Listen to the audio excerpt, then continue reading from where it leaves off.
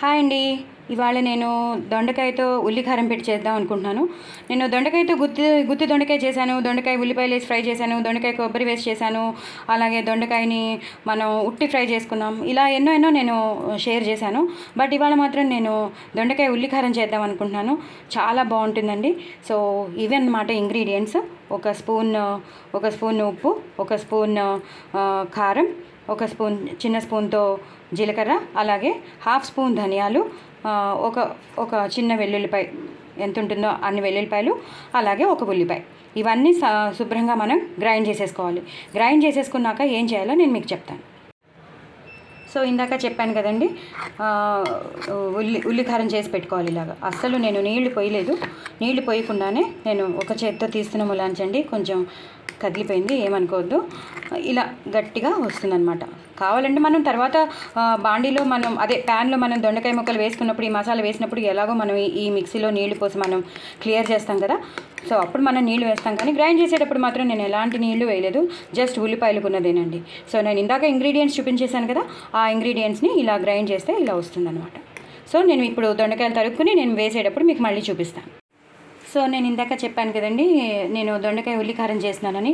So నేను ఇందాక మీకు చూపించాను, మిక్సీ చేశాక ఇలా అవుతుంది అని మీకు పేస్ట్ చూపించాను కదా.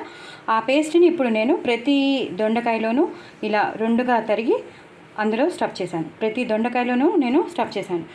అలాగే ఈ స్టఫ్ని ఇప్పుడు మనం ప్యాన్లో వేసి ఫ్రై చేయాలన్నమాట. సో స్టఫ్ చేశాక మిగిలిన పేస్ట్ ఇది ఇలాగే గట్టిగా ఉంది. అలాగే ఉల్లిపాయలు, సన్నగా తరిగిన ఉల్లిపాయలు, కరివేపాకు, దొండకాయలు, స్టఫ్ చేసిన దొండకాయలు, అలాగే మనం మిక్సీ చేసినప్పుడు మనం మిగులుతుంది కదా వాటర్, అదంతా క్లియర్ అప్ చేసేస్తాం కదా ఆ వాటర్. సో ఇప్పుడు నేను మీకు ప్రొసీజర్ చూపించేస్తాను. చాలా చాలా చాలా చాలా చాలా టేస్టీగా ఉంటుందండి. సో మనం ఎప్పుడు గుత్తి దొండకాయలు అంటే కొబ్బరి వేస్ట్ చేసుకుంటాం, వేరే మసాలా వేస్ట్ చేసుకుంటాం, లేదా ఉట్టి ఉల్లిపాయలు వేస్ట్ చేసేసుకుంటాం. కానీ అలా కాకుండా మనం ఉల్లికారం పెట్టి చేసుకుంటే చాలా చాలా టేస్టీగా ఉంటుంది. దీని ప్రొసీజర్ నేను చూపిస్తాను. సో నేను బాండీ పెట్టాక మీకు చూపిస్తాను.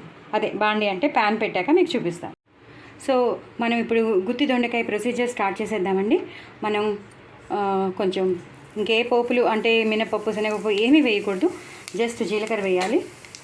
జీలకర్ర వేసిన వెంటనే మనం సన్నగా తరిగి పెట్టుకున్న ఉల్లిపాయలు వేయాలి. నేను ఒక ఫుల్ ఉల్లిపాయ వేసానండి.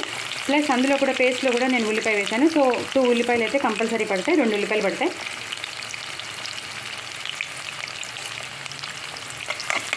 ఇది ఒక నిమిషం వేగాలండి. మనం ముందరే రెడీ చేసి పెట్టేసుకున్నాం కాబట్టి, నూనె వేడెక్కింది కాబట్టి మనం ఈ పోపు తొందరగా వేగిపోతుంది. ఇంకా అల్లం వెల్లుల్లి పేస్ట్ ఏమీ వేయక్కర్లేదండి, ఎందుకంటే మనం అందులో వెల్లుల్లిపాయ వేసాం కాబట్టి. మసాలాలోనే వేసాం, ఉల్లిపాయలు, జీలకర్ర, వెల్లుల్లిపాయలు, ధనియాలు వేసి, కారం వేసి మనం గ్రైండ్ చేసాం కదా. ఆ పేస్ట్లోనే అంత వెల్లుల్లిపాయ ఫ్లేవర్ ఉంటుంది కాబట్టి వేరే మసాలా అవసరం లేదండి. ఇప్పుడు కొంచెం పసుపు, చిన్న స్పూన్తో పసుపు. ఇది కూడా వేగిపోయింది. ఇప్పుడు ఇది వేగిపోయింది కదా, అదే ఉల్లిపాయలు కూడా వేగిపోయాయి కదా. ఇప్పుడు మనం కొంచెం కరివేపాకు వేయాలి, సన్నగా తరిగి పెట్టుకున్న కరివేపాకు. ఇంకా కొత్తిమీర కూడా అవసరం లేదండి, పచ్చిమిరపకాయలు అవసరం లేదు, ఏం అవసరం లేదు. ఇవి బాగా వేగిపోయాక మనకి మిగిలిందని చెప్పాను కదా ఇందాక పేస్ట్, వెల్లుల్లి పేస్ట్, అది వేసేయాలి. అది వేసేసి కంప్లీట్గా ఇందులోకి మింగిల్ అయిపోవాలి, మొత్తం అంతా కలిసిపోవాలి. అంటే పచ్చివాసన పోయే వరకు ఎటు అవసరం లేదు. ఇప్పుడు మనం దొండకాయలు వేసేటప్పుడు ఆల్రెడీ ఎలాగో అవుతుంది కాబట్టి ఫస్ట్ ఇది వేసేసాక అప్పుడు దొండకాయలు వేయండి.